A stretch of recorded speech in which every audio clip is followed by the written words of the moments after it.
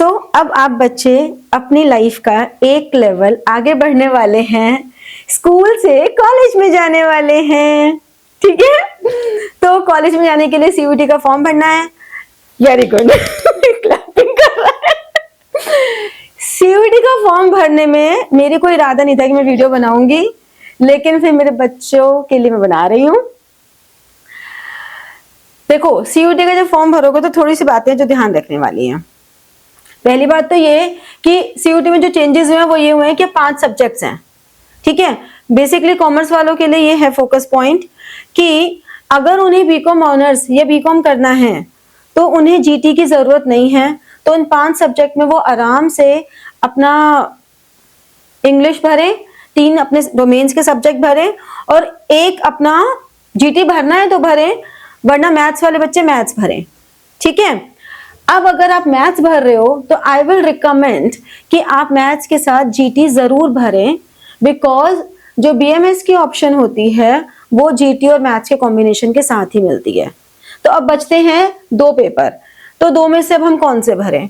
उनमें अकाउंट्स जरूर भरें, क्योंकि जब आप बीकॉम के लिए जाते हैं तो accounts is always on priority basis. And second paper economics या बिजनेस स्टडीज भर लें। ऑल्दो अब इस बार सीयूटी ने ये कर दिया है कि इररिस्पेक्टिव कि आपने कौन से सब्जेक्ट्स पढ़े हैं, आप कोई भी सब्जेक्ट फॉर्म में भर सकते हो सीयूटी के। तो ऐसा ये सब बातें रह नहीं गई कि अकाउंट जरूरी है, ये जरूरी, बट स्टिल जब आप फॉर्म भरने लगते हैं तो ये सारे क्लॉज आते हैं। तो ये सारे क्लॉजेस को ध्यान में रखते हुए अपने फॉर्म को भरें। ये गलती बिल्कुल ना करें कि हमें तो साइकोलॉजी बहुत पसंद है, हमें तो मैथ्स बहुत पसंद है, हमें तो फिजिक्स बहुत पसंद है, चलो दोबारा फिजिक्स पढ़ने का मौका मिला फिजिक्स भर दें। ऐसी गलती ना करें। जो सब्जेक्ट आपने 2 साल पढ़ा है वही सब्जेक्ट अपने भरें। बिल्कुल भी ये वेंचर ना करें, क्योंकि जो बच्चा 2 साल से पढ़ता आ रहा है, how can you compete that student in just 1.5 month? 8 मई से तो पेपर ही हो जाएंगे, तो एक तरह से आपको 1.5 महीना मिल रहा है। तो इसलिए ये गलती बिल्कुल ना करें। अब इसके बाद कुछ मेजर बातें हैं जो टेक्निकल चीजें हैं जिसकी वजह से बच्चे कई बार बाद में परेशान होते हैं। 10th की मार्कशीट को अपने साथ हैंडी रखें, क्योंकि 10th की मार्कशीट में जो आपका नाम है, आपका father's name, mother's name, date of birth, जितनी भी ये इन्फॉर्मेशन है वो इन्फॉर्मेशन एज इट इज ही उसमें भरें। अगर वो दोनों इन्फॉर्मेशन अलग होंगी तो आगे डॉक्यूमेंट वेरिफिकेशन पे आप अटक सकते हो। इंपॉर्टेंट बात। दूसरा, आपका जो आधार कार्ड है उससे आपका फोन नंबर लिंक्ड होना चाहिए, वरना ओटीपी की प्रॉब्लम आती है। तो अगर किसी का आधार कार्ड से फोन नंबर लिंक नहीं है तो वो इंश्योर कर लें कि वो है, ठीक है, उसको पहले करा लें। तीसरा, आपके जो डिटेल्स हैं, जब आप लॉगिन करते हो तो आप यूजर नेम, पासवर्ड सब जो बनाते हो, अपने पास थोड़े से कंजर्वेटिव बन जाओ कि वो सारी इंफॉर्मेशन एक छोटी सी डायरी में अपने पास लिख के रखो। क्योंकि हम सोचते हैं कि चलो मैसेज भी आ जाता है एप्लीकेशन नंबर का, सब कुछ हो जाता है, लेकिन क्या है ना, टेक्नोलॉजी तो है, कभी भी फोन हैंग हो गया, क्रैश हो गया, कुछ हो गया, और फिर उसके बाद बार बार वो करने में बड़ी प्रॉब्लम आती है। तो इट्स बेटर कि अपने पास लिख के रखें।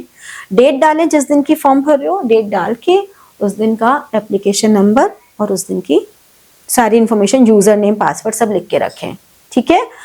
और फोटो और साइन, इन दोनों के लिए जो साइज है वो पहले से करके रखें। जैसे कि फोटो के लिए 10 to 200 KB साइज चाहिए और सिग्नेचर के लिए 10 to 50 KB चाहिए। जिस ऐप के थ्रू ये इजीली हो जाएगा वो हम डिस्क्रिप्शन में डाल देंगे, ठीक है। सब्जेक्ट्स की लिस्ट डिस्क्रिप्शन में डाल देंगे, वैसे तो वो अवेलेबल उस पर भी हो ही जाती है। अब इसके अलावा भी और कोई क्वेरी है तुम लोग तो अभी बता दो जो यहाँ बैठे हो, और बाकी जो लोग ये वीडियो सुनेंगे वो लोग कमेंट सेक्शन में बता दें, ठीक है। तो में से किसी को कुछ पूछना है? बिल्कुल, इसीलिए मैं कह रही हूँ ऐसी गलती मत करना, क्योंकि सीयूईटी ने आपको लिवरेज दे दिया है, लेकिन उसके बाद जो लास्ट डिस्क्रिप्शन है वो हर यूनिवर्सिटी का अपना है। बीएचयू अपने क्लॉज लगा सकती है, डीओ जैसे डीओ अपना क्लॉज ये भी लगा सकते, इवन कॉलेजेस अपना क्लॉज लगा सकते हैं कि आपके पास अकाउंट्स नहीं, हम आपको बीकॉम नहीं दे रहे। तो इसलिए सिर्फ बीकॉम करने के लिए मैथ्स जरूरी नहीं है। तो अगर किसी को मैथ्स नहीं भी लेने का मन है तो उसके लिए कॉमर्स के 3 डोमेन्स लेने जरूरी है, ठीक है।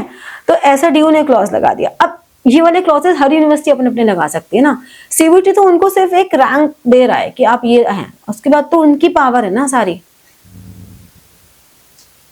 और सब्जेक्ट्स की लिस्ट आई थी, उसमें जैसे 1 2 और 3 करके मैंने लिखा हुआ था, तो जो थर्ड वाला उसमें तो मैंने ईपी लिखा हुआ था कि है, बट फिर ईपी नहीं है।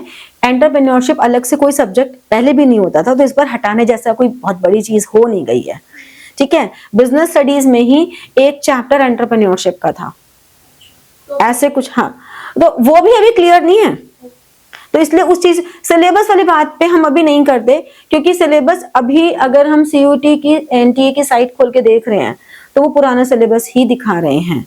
उन्होंने सिर्फ इतना मेंशन किया है एज पर एनसीईआरटी। तो अभी हम सिलेबस के बारे में बात नहीं करते, अभी हम फॉर्म के बारे में बात करते हैं सिर्फ, ठीक है। तो फॉर्म भरो, और बहुत ज्यादा रश आउट होने की कोई जरूरत नहीं है फॉर्म भरने के लिए। ये भी नहीं कि हम लास्ट डेट पे भरेंगे तो तब जो है प्लेटफॉर्म पे बहुत ज्यादा रश हो जाता है। तो ट्राई कि 1 तारीख को फॉर्म आउट हुए हैं तो आप लोग 5-6 तारीख में, जैसे कि मैथ्स का पेपर बहुत बच्चों का होता है, तभी मैथ्स के पेपर पे कंसंट्रेट करो। ये नहीं कि पढ़ाई वढ़ाई छोड़ के फॉर्म भरने बैठ गए, अपना आराम से मैथ्स के पेपर पे करो। जिस दिन मैथ्स का पेपर देकर आओगे उस दिन भी पढ़ने का मन इतना ज्यादा करता नहीं है, क्योंकि आप इतना थके होते हो, तो उस दिन आप अपना आराम से फॉर्म भरने का काम कर लो। तो मिडिल ऑफ द वीक में, मतलब 22 मार्च है तो कोशिश करो 16-17 मार्च तक भर दो। लास्ट 3-4 दिन में रश थोड़ा ज्यादा हो जाता है, क्योंकि बहुत लोग हैं जो लास्ट में जागते हैं, साइट क्रैश हो जाती है। स्टार्टिंग में भी साइट क्रैश हो जाती है शुरू के 2-3 दिन, तो आप मिडिल में रखो थोड़ा सा, ठीक है। चलो, ऑल द बेस्ट।